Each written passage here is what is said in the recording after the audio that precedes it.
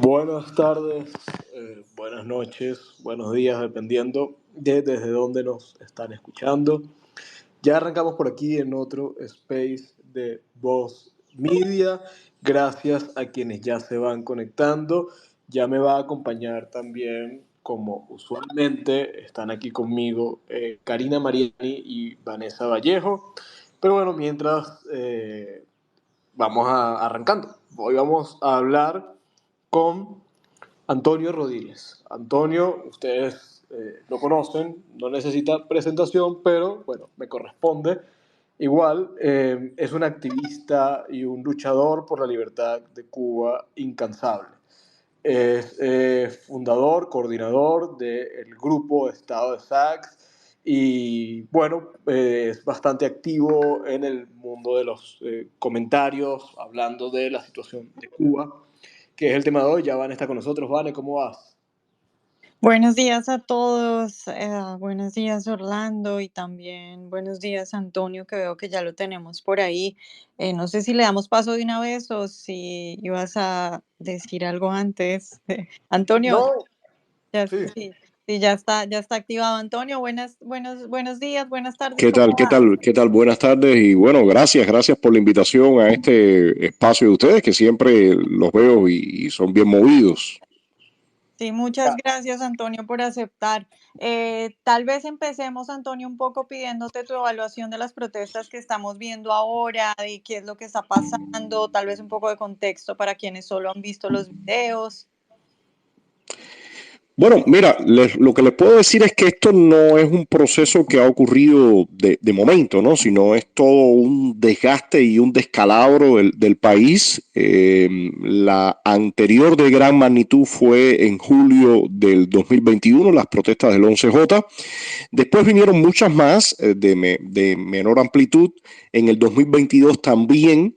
Y ahora en el 24 se vuelven a activar después de cierto impas, no completo, pero después de cierto impas que el régimen había logrado controlar.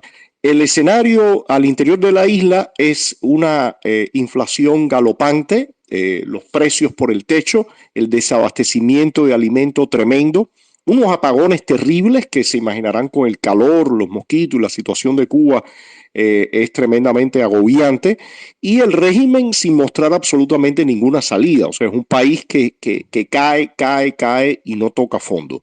La gente harta, evidentemente se siente obligada a salir y al menos manifestarse, casi es lo menos que se puede hacer. Y el régimen tratando de maniobrar toda esa situación sin dar ninguna respuesta. Por supuesto, la represión siempre la tiene en los labios, es la forma de controlar, aunque esta vez ha evitado sacar a sus tropas élites las famosas boinas negras, avispas negras, o también las boinas rojas de las Fuerzas Armadas para reprimir. Han hecho algunos arrestos y demás, pero no se han desbordado. La gente parece que sigue algunos brotes en distintas partes del país. En esta ocasión fue en el oriente, donde principalmente explotó la situación. La vez anterior del 11 de julio fue por la parte occidental, en lo que anteriormente se conocía como Habana Campo, en la periferia de La Habana. Y bueno, en aquella ocasión se expandió a todo el país. En esta ha tenido menos expansión, pero sí, de todas formas, los brotes para nada son despreciables. Han salido funcionarios del Partido Comunista, realmente no son los funcionarios de mayor calibre del régimen, si se puede decir que hay funcionarios de mayor calibre, pero han tratado de aplacar la situación, dando explicaciones, movilizando entonces camiones con algo más de comida, quizás reduciendo un poco los cortes de electricidad, pero realmente, como decía anteriormente, el régimen no tiene la posibilidad ni de dar un giro drástico. ¿Qué va a pasar en las próximas semanas? Bueno, es un misterio. No se sabe, ellos no reaccionan como quizás incluso en algún momento reaccionaron en los años 90, dando mucho más apertura al mercado negro, casi dando riendas sueltas completamente. En este momento no es así, no son así los pasos que han dado. Y de cara al verano, que ya estamos en marzo, cuando ya entra la recta de mayo, junio, julio, agosto, son meses tremendamente agobiantes en Cuba por el calor, y si le sumas los apagones, ni hablar. Así que esto es más o menos el contexto. Ya hablaremos ya de toda la otra parte social, de la oposición, la comunidad internacional, cómo se está reaccionando y demás, ¿no? Pero en general, en este contexto se está dando la situación. Gracias, Antonio. Hay, porque sí, lo acabas de decir, hay muchos aspectos que tenemos que ir discutiendo. Gracias a quienes están aquí con nosotros. Ya Karina también nos está acompañando. Yo quería preguntarte, vamos de lo general a lo particular. Queda claro que lo que está sucediendo en Cuba no corresponde a un episodio abrupto, sino que es la acumulación. De hecho, tú nos lo dijiste también para un reportaje que sacábamos en Voz Media, que se han ido acumulando factores y frustraciones que al final pues han ido detonándose de cierta forma. La más contundente fue la del 21 de julio. Vamos nuevamente de lo general. ¿Cómo está el estado de las protestas? ¿Qué tanta expectativa hay? ¿Esto se ha quedado en una zona del país y no tiene capacidad de expandirse? En general, el estado de las protestas, ¿cómo está hoy en Cuba? Mira, las protestas, como decía, explotan a raíz de los intensos apagones que principalmente están en el oriente del país o en las provincias, principalmente en el oriente. Pero el régimen siempre cuida mucho La Habana, porque como La Habana es la más populosa, es con más densidad de población, donde la gente también está más informada, donde están las embajadas, los medios de prensa. Entonces, ellos han enfocado principalmente los apagones en esa zona del país, y por supuesto, esos apagones implican que los pocos alimentos que tienen las personas, que los guardan en sus refrigeradores y demás, se echan a perder. O sea, esto es una cadena de consecuencias a raíz de los apagones, la falta de transporte y toda esta situación. Así que la gente explota, la gente se manifiesta, y ellos tratan de inmediatamente de poner parches, ¿no? Pero como decía, no ocurre. Ahora, ¿qué elemento fundamental se necesita para que, o elementos fundamentales se necesitan para que estas protestas se puedan expandir en el país? Primero, mecanismos de comunicación. Eso implicaría Internet que el régimen no tenga a su alcance y no pueda cortar. O sea, el régimen inmediatamente que ve alguna situación de este tipo, llamó la atención que se tardaron demasiado el 11 de julio del 21, y por eso se expandió en aquel momento, pero ahora cada vez que ve lo más mínimo hace un corte de Internet y deja a la gente incomunicada. O sea, eso lo sigue haciendo. Segundo, desde hace ya casi 3 años de las protestas del 11 de julio, no ha existido para nada ni la voluntad ni el apoyo para que el movimiento opositor pueda remontar y pueda tomar el timón o las riendas de este tipo de protestas. O sea, el movimiento opositor en Cuba en este momento se encuentra en su peor momento en lustros. Y eso trae por consecuencia que estas protestas son espontáneas, la gente se manifiesta, pero no existe una guía y mucho menos un plan para llevarlas y extenderlas a todo el país. Así que es muy lamentable que estemos en este 2024, 65 años de ese proceso desastroso, y que no tengamos en la isla una oposición que podamos, que pueda ser la guía o llevar el liderazgo de este tipo de descontento social. La expansión no depende, como les digo, de esos elementos fundamentales que ahora mismo no están. Antonio, ¿qué tal? Buenas noches, ¿cómo estás? ¿Qué tal? Buenas noches.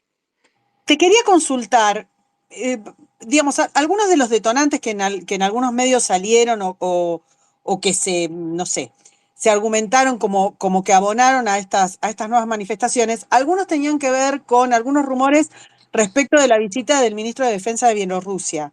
Y alguna sensación, digamos, de un acercamiento más profundo a algún grupo de países o las posibilidades de que los conflictos bélicos de esos países se acercaran al régimen. ¿Esto tiene asidero? ¿La visita de Schröning detonó algo o le quitas totalmente importancia? Mira, honestamente no creo. Esto que estamos viendo son procesos de catarsis de la gente ante la situación de miseria extrema.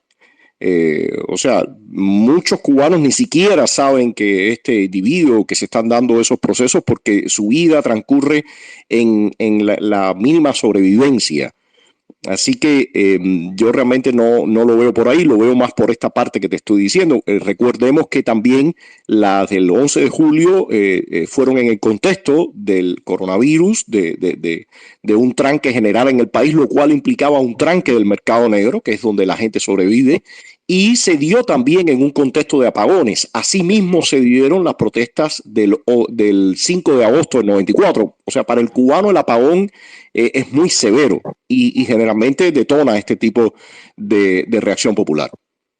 Y de todas maneras, ¿cómo evaluás vos esa visita y qué te parece que está pasando en ese sentido?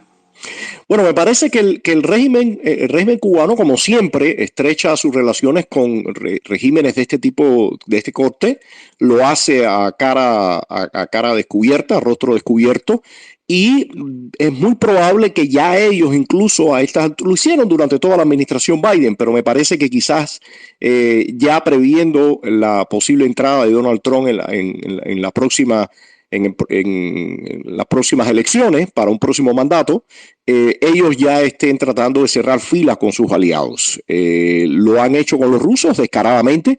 De hecho, hubo muchas personas que decían que había que descubrirlo y ponerlo, ¿no? Yo creo que el propio régimen quiere mostrar que tiene esas alianzas, quiere mostrar que hay una cercanía y posiblemente lo use como incluso o pretenda usarlo como una carta de negociación si llega Donald Trump y Donald Trump trata de ver el tema de Ucrania, pues el régimen cubano le plantea a los propios rusos alianzas estratégicas, pero a su vez una defensa o algún tipo de proceso de negociación frente a Donald Trump. Claro, porque también se habló, insisto, estamos hablando de rumores, y en el contexto en el que vos estás planteando la situación logística de miseria parece una locura, pero se habló de armas nucleares, se habló de una ampliación del programa de armas nucleares, o sea, ¿qué posibilidades tiene la isla de hacer ese tipo de acuerdos? Yo creo que más que realmente concretar esto es el amago.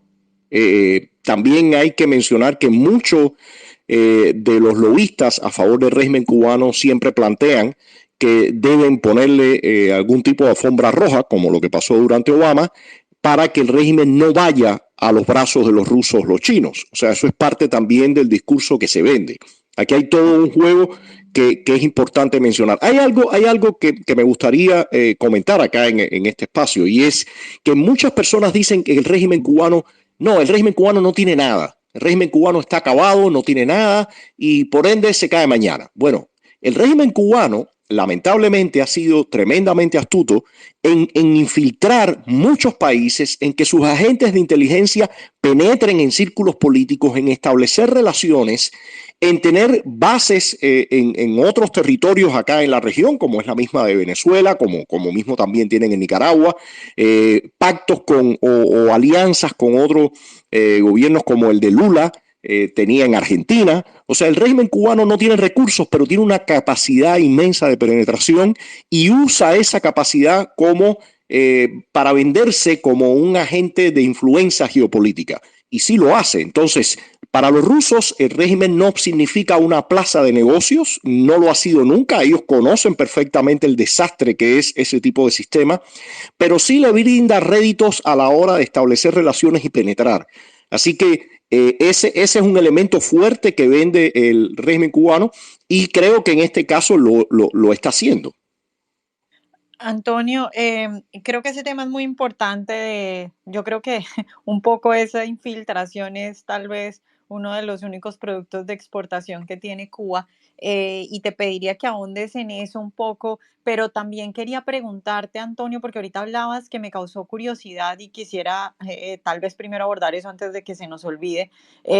Decías que la oposición en Cuba está pasando por uno de sus peores momentos. Estamos todos preocupados por lo que está pasando con José Daniel Ferrer. ¿A qué se debe esa afirmación que hiciste de que está pasando por uno de sus peores momentos y que no hay líder en este momento?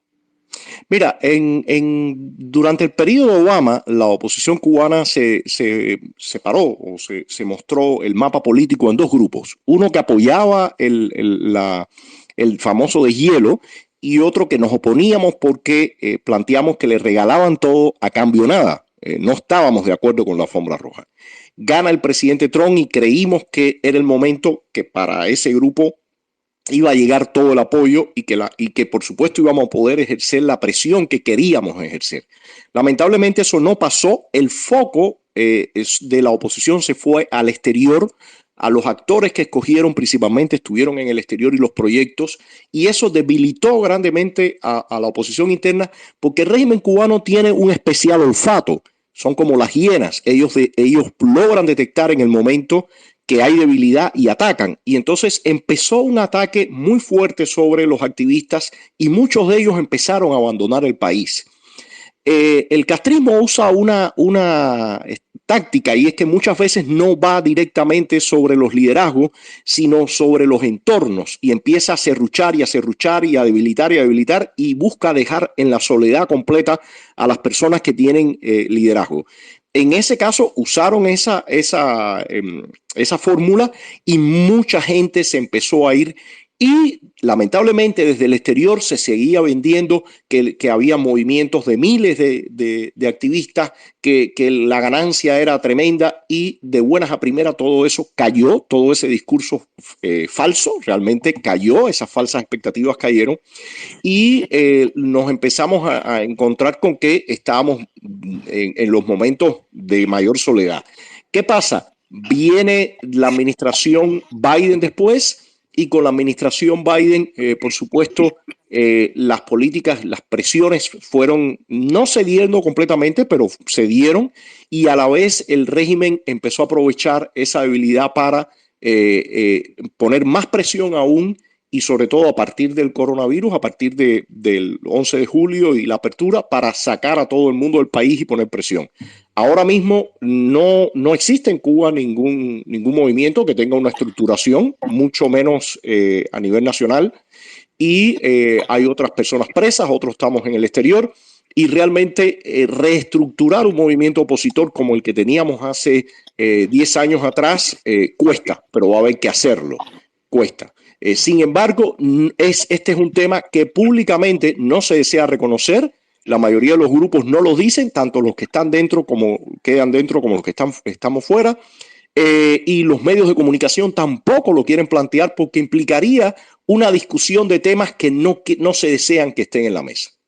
Antonio, extendiendo un poco la misma pregunta de Vane, porque sé que la frustración no es solamente con lo atomizado y caótico que es el estado de la oposición cubana, sino también con la forma con la que los aliados tradicionales abordan el tema de Cuba. Y yo sé que tú has expresado frustración con factores dentro del Partido Republicano que parece que no terminan de entender o no quieren entender la situación de Cuba. ¿Tú podrías explicar un poco más esto? Es decir, ¿qué no está haciendo bien el Partido Republicano, que históricamente ha sido fundamental para confrontar al régimen cubano, fundamental pero no exitoso ni eficiente?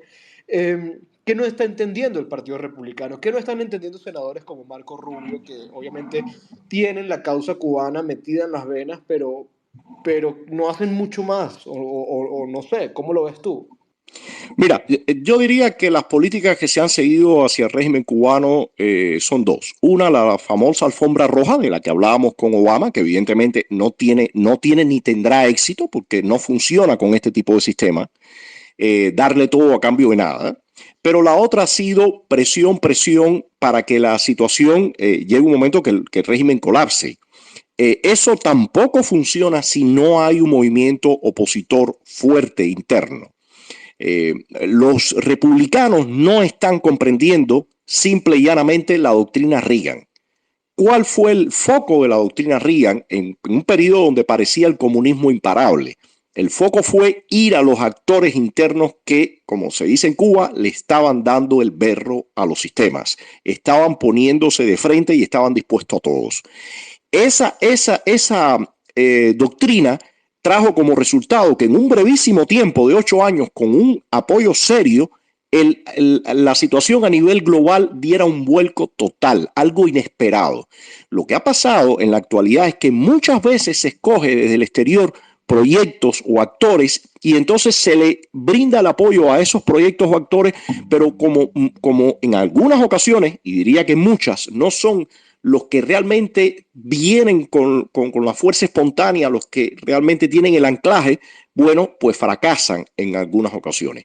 Yo diría que otro ejemplo, aparte del cubano, muy claro de eso, fue el de Venezuela.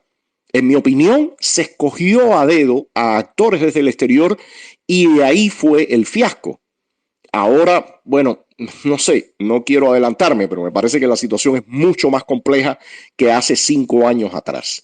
Entonces, en el caso Cuba, eso ha pasado.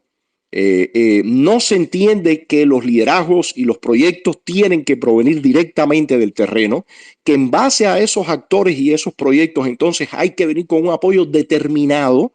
No es un poquito ni medio, no, es un apoyo determinado, porque esos sistemas sí recurren a sus socios como es China, como es Rusia, como es Irán, como es Turquía, sí recurren a ellos para recibir ese apoyo y espaldarazo.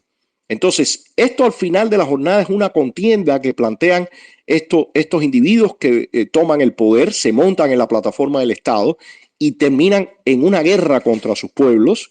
Y si en esa contienda no se pueden equiparar la fuerza, no hay un balance de fuerza entre los contendientes, pues se sabe quién va a ganar. Y eso lamentablemente está pasando en Cuba, ha pasado en Venezuela, ha pasado en Nicaragua, ha pasado en otros países, en Bielorrusia y en otros más, donde no hay un apoyo del mundo libre real para que las fuerzas opositoras puedan confrontar a estos sistemas. Y las fuerzas opositoras genuinas, no las que están en la gelatina con esos totalitarismos o autoritarismos.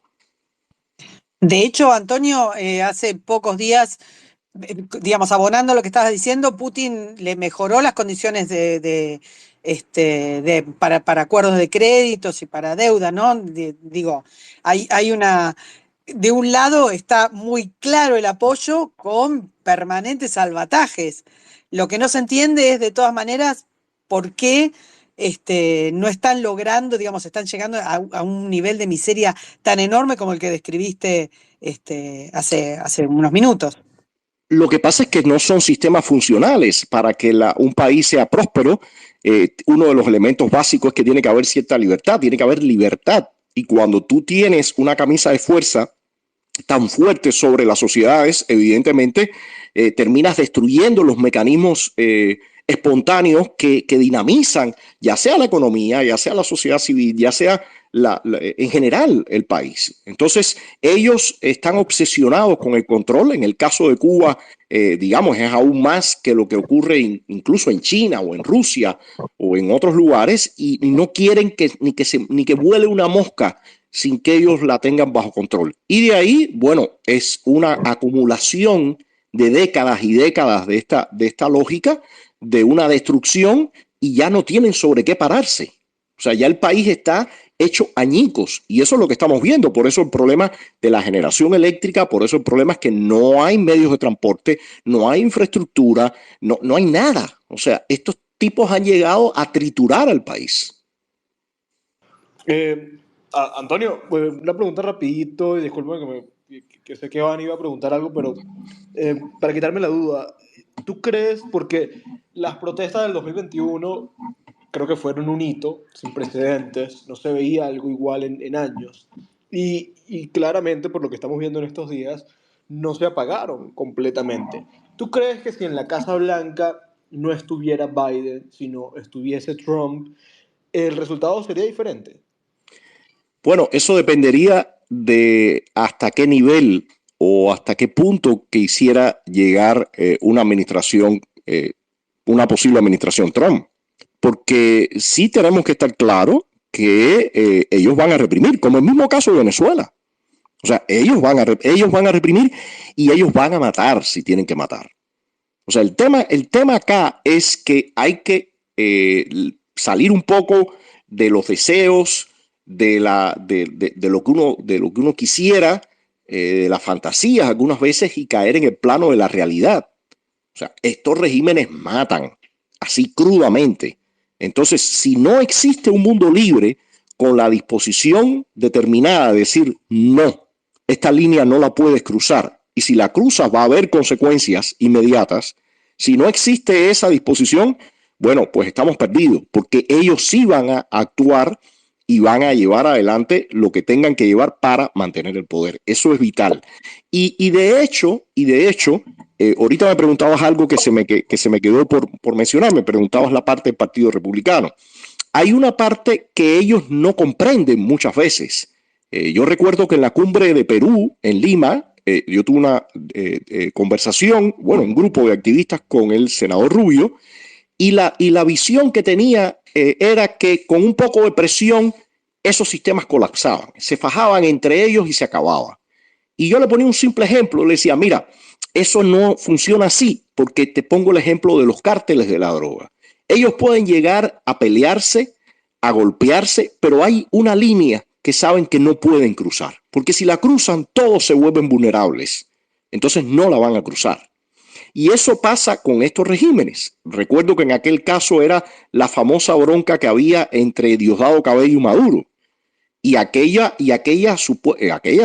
según esa diferencia, le dio de comer a muchas fantasías de gente del lado de acá, del mundo democrático, que según ellos con eso era que iba a cambiar Venezuela. Señores, hay que tener un diagnóstico claro de cuál es el enemigo que estamos enfrentando. Si no se tiene un diagnóstico claro, pues no vamos a encontrar la solución. Y mientras se generen falsas expectativas, mientras se siga diciendo ya se acabó mañana, están muertos de miedo, mientras todo ese discurso y para mí toda esa palabrería estamos en problemas. Antonio, ahora sí vuelvo a lo que hablábamos de la capacidad de infiltración de Cuba y de cómo ha llegado, digamos, a lugares que uno no se imagina, es decir, acá mismo en Estados Unidos, la capacidad del régimen cubano para infiltrar instituciones, digamos, espías y todo este tipo de cosas que a veces la gente, como tú decías, no entiende qué tipo de poder pueda tener Cuba. Un poco preguntarte por eso, por el estado, digamos, de ese trabajo del régimen de infiltración en otros países y cómo está eso, qué tan poderoso está eso en este momento y en qué ámbitos están trabajando.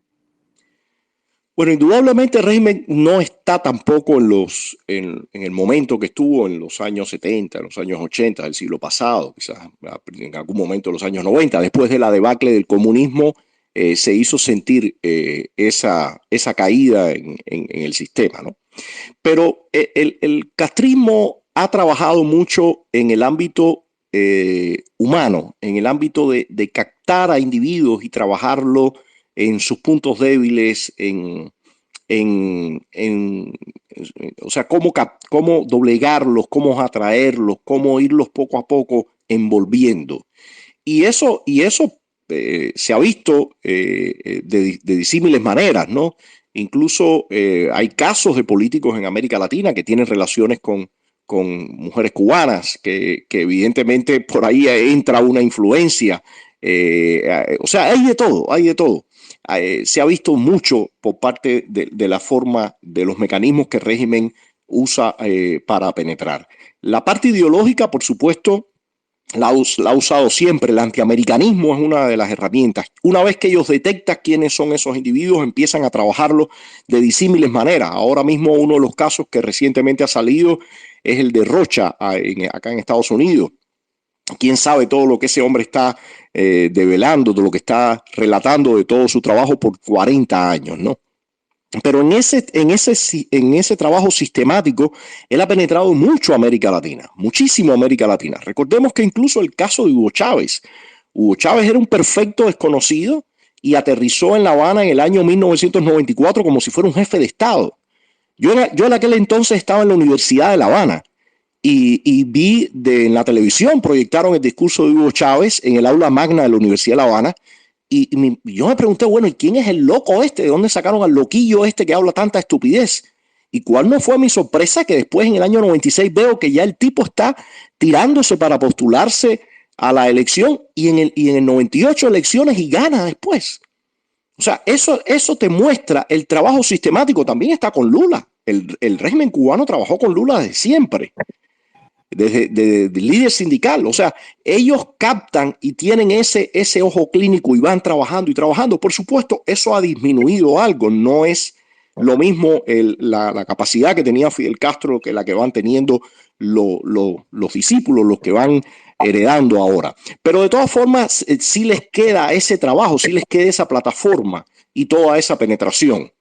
Entonces, para nada hay que descuidar eso, para nada hay que decir que ya aquello está acabado y solamente es un soplido, porque una cosa es Díaz-Canel y todo ese grupo de supuestos ministros y demás que son simples espantapájaros, son gente que ellos manejan y mueven como le da la gana, y otra cosa son los sistemas que ellos tienen detrás con los que van manejando todo este tipo de trabajo de penetración con los que ellos van manejando otros hilos, ¿no? O sea, es distinto y para nada esa gente que sale del Partido Comunista o de la Asamblea Nacional o de eso son los individuos que de verdad están manejando las cosas detrás de Cuba. Hay que puntualizar que en el mismo caso Raúl Castro ha manejado una forma de control diferente a la de Fidel Castro. Fidel Castro exponía mucho más. Él mismo se exponía tremendamente y exponía a su gente un poco más. Raúl Castro ha trabajado desde la sombra y el claro ejemplo es su hijo, Alejandro Castro Espín. De momento, este individuo tuvo más preponderancia o más visibilidad cuando el famoso deshielo fue el que llevó las conversaciones con la administración y las negociaciones con la administración Obama. Sin embargo, una vez que ya sale Obama de la palestra, aparece Trump, desaparece Alejandro Castro Espín y empiezan a darle cada vez más relevancia a esta otra persona, a Díaz-Canel, y ya muchos hablan de la dictadura o el régimen castro-canelista. O sea, una cosa que es absurdo porque este individuo no tiene absolutamente ningún poder y el poder sigue siendo Raúl Castro, Alejandro Castro Espín y quienes están en ese círculo. Díaz-Canel simplemente es un fantoche que tiene que dar la cara y que en cualquier momento hay que ver cómo le va, porque ya hemos visto algunas defenestraciones en las últimas semanas que señalan que él no está muy bien parado en este momento. Justamente te iba a preguntar por eso, Antonio, porque lo que uno ve parece bastante monolítico respecto de Canel y de que el régimen, digamos, se encolumna detrás de Canel, pero como bien decías, el caso Rocha también demuestra, digamos, la influencia que tuvieron con Evo Morales. Actualmente ejerce incluso para otros miembros del Foro de San Pablo. Cristina Kirchner también rondeó alrededor de eso, incluso algunos miembros estoy hablando de Argentina, del mismo gobierno de Macri. O sea, hay una atracción y hay una gravitación político-ideológica que te vuelvo a consultar. Ahora que vos explicás esto, me da más curiosidad todavía respecto de si no es Canel, la base sigue siendo la familia Castro. ¿Quién tiene la cabeza del régimen? ¿Quién es la cabeza ideológica del régimen? El hijo de Raúl Castro, Alejandro Castro Espín. Ese es el individuo que tiene el poder. Ese es el individuo que ahora mismo debe haber lanzado la defenestración del llamado ministro de Economía, Alejandro Gil, para que todo el mundo vea cuál es el poder real. Por eso también sale Díaz-Canel y lo felicita a Alejandro Gil y dice a Alejandro Gil a los 3 días al otro le están cortando la cabeza. Y amenazan incluso hasta con alta traición a la patria. O sea, ¿Y qué posibilidades ves de que esto, digamos, de que haya algún cambio de figuras? respecto de esto, a raíz incluso de Si las protestas? si tienen que sacrificar a Díaz-Canel, lo sacrifican con la mano en la cintura. O sea, lo que pasa es que a Díaz-Canel le han dado toda la visibilidad y todo lo demás y es una persona altamente manejable para ellos, por eso lo tienen ahí.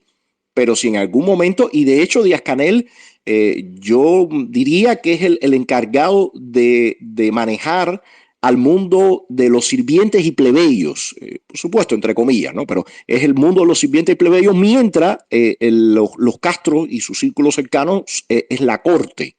Estos ministros y este supuesto poder popular que le llaman y el partido y todo lo demás, ese es son escalones más bajos. El escalón más alto arriba, esa élite, son los militares con sus familiares y sus descendientes, Gaesa, donde estaba este que falleció hace poco, López Calleja. Ese es el poder real en Cuba.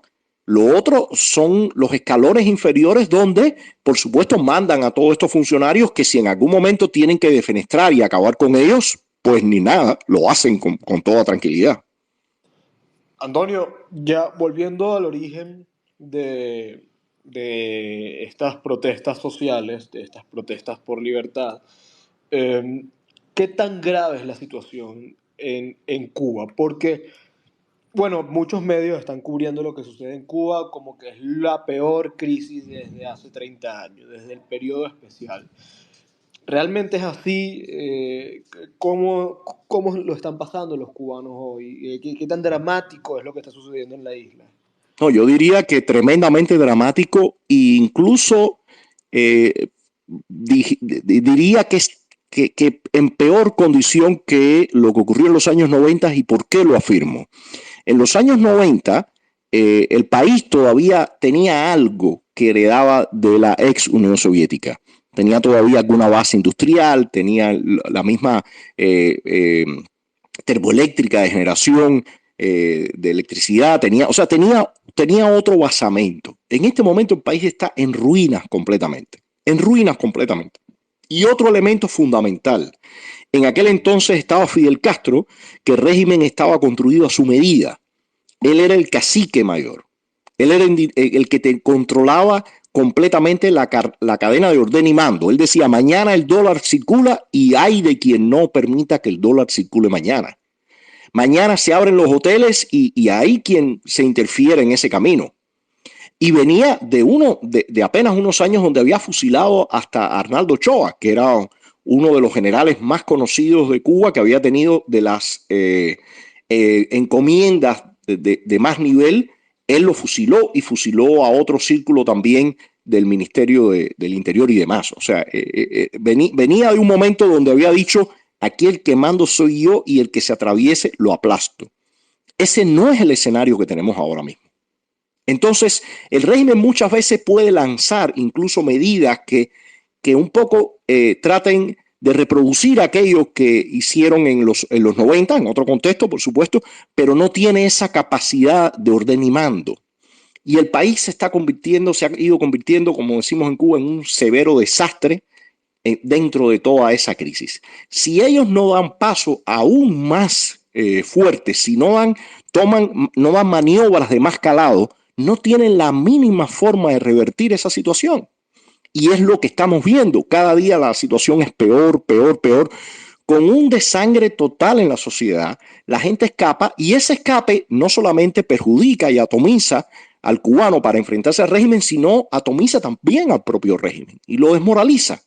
Entonces, ellos están en una situación donde el Raúl Castro, que quería heredar y vio las puertas abiertas de la gloria cuando Obama, porque era la oportunidad perfecta de transmutar al neocastrismo, donde iban a estar sus herederos, eso se le disolvió y ahora no acaban de cuajar. Una cosa muy clara, tienen el poder, mata si tienen que matar y lo pueden mantener. ¿Quién sabe hasta cuándo? Pero no están teniendo la posibilidad de que cuaje ese neocastrismo y que realmente se haga viable, porque necesitan que el mundo plebeyo y de los sirvientes funcione para poder mantener su élite.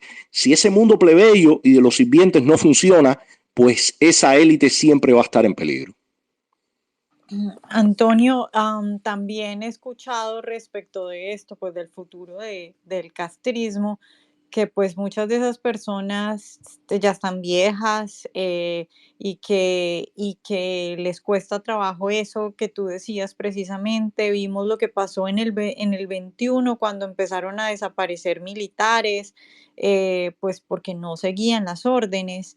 Eso que dices tú del tiempo, de esa gente que de pronto está envejeciendo, de esos militares que de pronto pues ya no quieren obedecer las órdenes, es decir, esto puede ser también una cuestión de tiempo y de que esa gente se va a morir y los que van a quedar pues no van a tener, digamos, ese ímpetu que tenía Fidel, o es posible que en esa nueva generación llegue como una fortaleza para que esto siga viviendo. Bueno, yo creo que el régimen está tratando de construirse lo mismo que ha pasado en Rusia, sin tener que pasar por el periodo de Yeltsin. Ese sería el ideal de ellos, ¿no? Que cambia el sistema comunista y entonces entra un Putin, que en este caso sería Alejandro Castro Espín, quizás desde la sombra, y desde ahí controlar todo el país y demás, ¿no? O sea, el estilo de Raúl Castro es poner a un fantoche, a alguien que controlan, pero mantener ellos el control sin tener que pasar por ese periodo que ocurrió cuando Yeltsin. Esto es más o menos o sea, haciendo un símil, ¿no? El punto es que si el país no es viable, toda esa otra casta militar y toda esa gente que tiene que responder al sistema se tambalea, o sea, no tienen esa convicción, están esperando qué oportunidad, qué puede pasar, hacia dónde derivar las cosas. El problema que yo veo fundamental es que no hay una fuerza de confrontación y de reemplazo al castrismo. Ese es el principal problema.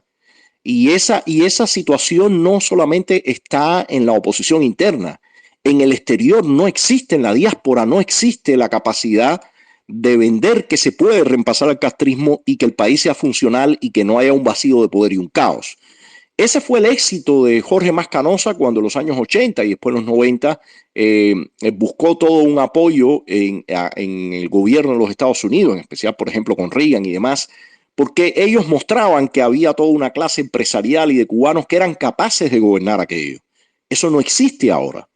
Y lamentablemente, lejos de optarse por buscar un liderazgo político, activistas y grupos y proyectos que puedan venir con esa propuesta, se ha estimulado una especie de circo y show que un poco tiene que ver con los tiempos actuales también, de redes sociales y demás, pero en el caso cubano está exagerado.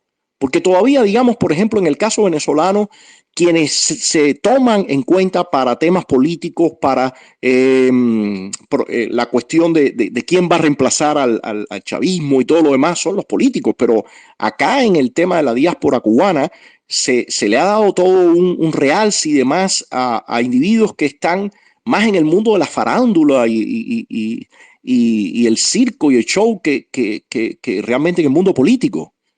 Y desde el lado de Estado de SAT venimos desde hace mucho tiempo diciendo tiene que abrirse un debate político serio para regresar el ámbito político a donde corresponde. Pero no se quiere porque se han construido burbujas donde la gente está sobreviviendo, han hecho de la causa cubana un modo de vida.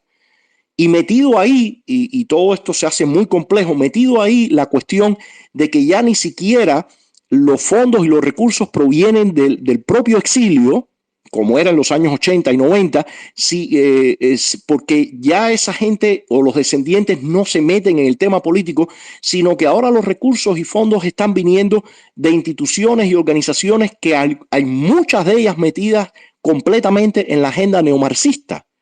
Entonces, todo esto de políticas de identidad y demás. Así que imagínense ustedes todo este arroz con mango que se ha formado, donde la ausencia de un debate, la ausencia de voluntad política ha creado un escenario donde el castrismo, con todo lo débil que está, no tiene una contrafuerza ni dentro ni fuera de la isla. Antonio, te consulto, en un par de medios también salieron algunos indicadores respecto de que había una ola de suicidios. ¿Esto es real, es común, es algo nuevo?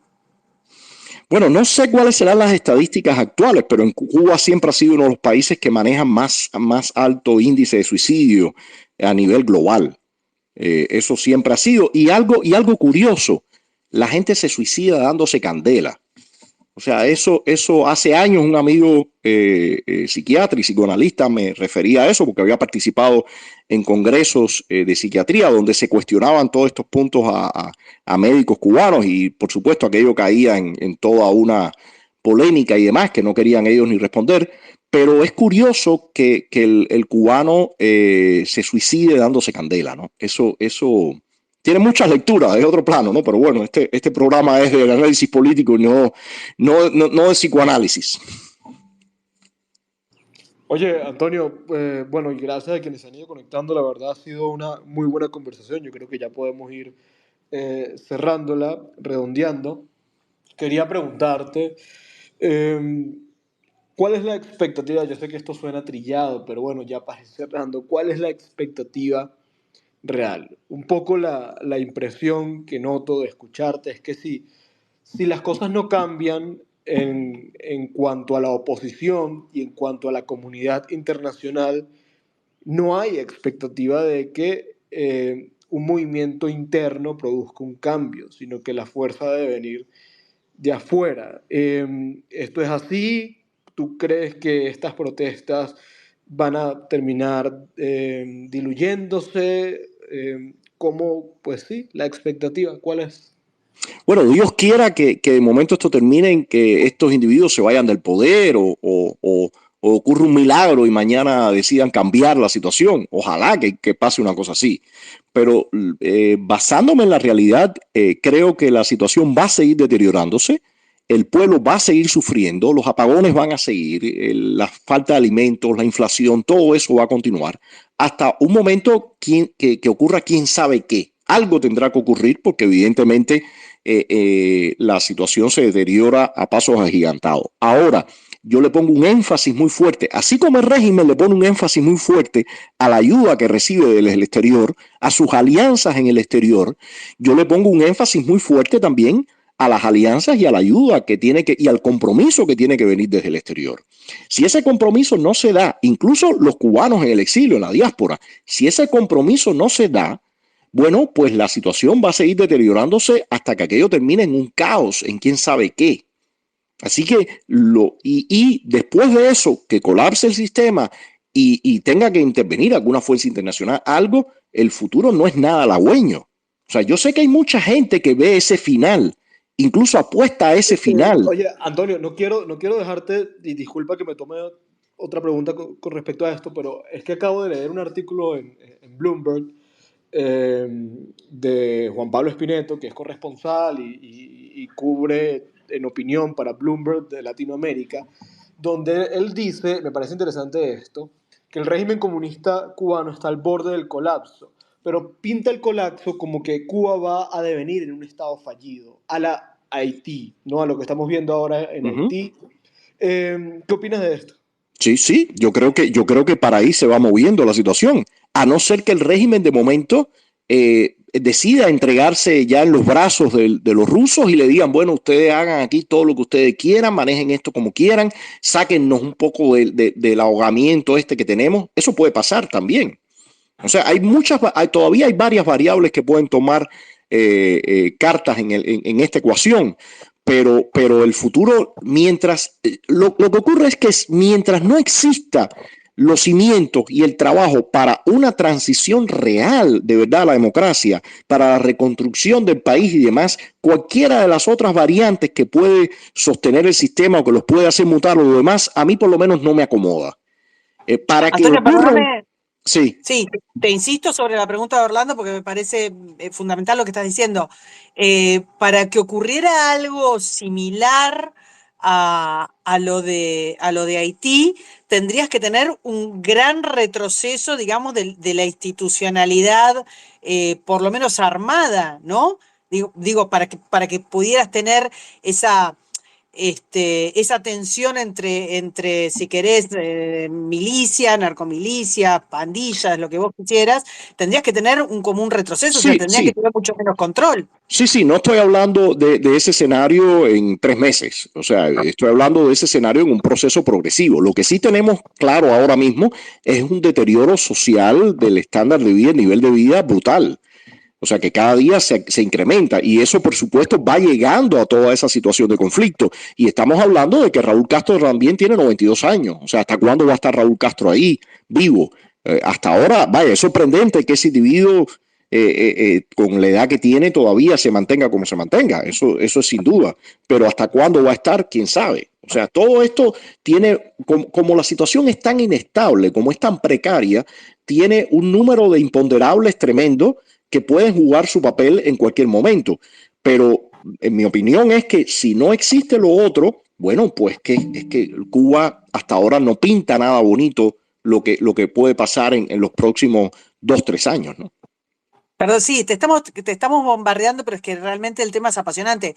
Vuelvo entonces a mis preguntas del principio. ¿En qué medida una mayor ayuda como y preponderancia, injerencia del caso de Putin, que insisto, está volviendo más laxos, los préstamos, los créditos, no sé si está alertado de esto que vos mismo estás diciendo, de bueno, esta situación es finita, no serán 2 meses, no serán 3 meses, no será un año, pero no va para más. ¿En qué medida vos ves que puede haber una injerencia mayor, el caso de la visita del ministro de Bielorrusia? O sea, de alguna manera, ¿están tomando conciencia ese bloque de la necesidad de tener mayor intervención ante la posibilidad de que eventualmente se convierta en un Estado fallido? ¿Qué bloque te refieres? ¿El mundo libre o los sistemas autoritarios? No, los sistemas autoritarios. El mundo libre no Bueno, tengo mucha esperanza yo, Antonio. ellos saben que Cuba representa una base importante para la región. O sea, Cuba es una base importante para la región, de penetración, de influencia y demás. Entonces, en la medida que toda la situación en Perdón, y Ucrania... es un símbolo, Antonio, es un símbolo para... Claro. Ellos mantienen todo eso y a todos esos grupos y mantienen muchos mecanismos, como decía, detrás del telón para controlar a actores políticos y demás. Pero les decía que en la medida que la situación a nivel global se tense más y haya más pulseo, bueno, Cuba sí empieza a jugar un mayor papel y para ellos van a preferir que el país no colapse para poder contar con esa base ahí en el Caribe. Y yo creo que eso es lo que al final puede ocurrir y el régimen estará en una posición más débil para pedir a cambio y tendrá que entregarse en los brazos de esos poderes para poder sostenerse en el poder. Y digo el grupo real de poder, no Canel y el resto. Canel y el resto sencillamente reciben órdenes y tienen que movilizarse para que no colapse la situación interna. Antonio, ya está así la última y un poco enlazado con lo que mencionaste del suicidio, porque me parece muy importante mencionar el drama y también hablar de como del individuo y de lo que sufre cada cubano. Eh, en este momento, ¿cuál es la situación de un cubano para salir de la isla? Es decir, durante mucho tiempo vimos el drama de los balseros, ahora pues eso ya no pasa tanto como antes, aunque todavía pasa, pero para que un cubano salga de la isla es completamente fácil o cómo es esa situación, lo digo también por lo que puede pasar en materia migratoria. Bueno, no, para nada es fácil. Primero, o tener familiares que le van a pagar todos los gastos. La mayoría están usando la vía de Nicaragua, escapando por Nicaragua o otro país para ir cruzando fronteras y llegar a Estados Unidos. O la otra es vender todos los bienes que tienen en Cuba. De hecho, en la venta de casas, o sea, el precio de las casas o apartamentos en Cuba está ahora en su nivel más bajo. Se está vendiendo casa con todo lo que tiene dentro incluido en unos precios risibles, ¿no? Y la gente está optando por eso. Oye, Antonio, mil gracias. No, gracias a ustedes. Me encantó este formato de acribillar a preguntas y ir contestando rápido porque hace eficiente el tiempo. Te queremos pedir disculpas por todas las preguntas. No, hombre, no, a mí me encantó. Te paseamos por todos lados, pero es que realmente el tema es apasionante y hay mucho que desconocemos, sinceramente. No, hay mucho de qué hablar. El tema, por ejemplo, un tema que desde Estado de SAT hemos trabajado muchísimo es el tema de los presos, qué pasa con los presos, sus familias, la situación. Ayer mismo, miren, acaba de fallecer un hombre que estuvo 28 años preso, lo soltaron. que estaba viviendo, malviviendo, o sea, sobreviviendo en la provincia de Matanzas, y ustedes pueden creer que no hubo la posibilidad, no existió ninguna institución, ningún grupo que pusiera un parol humanitario para que ese hombre saliera del país.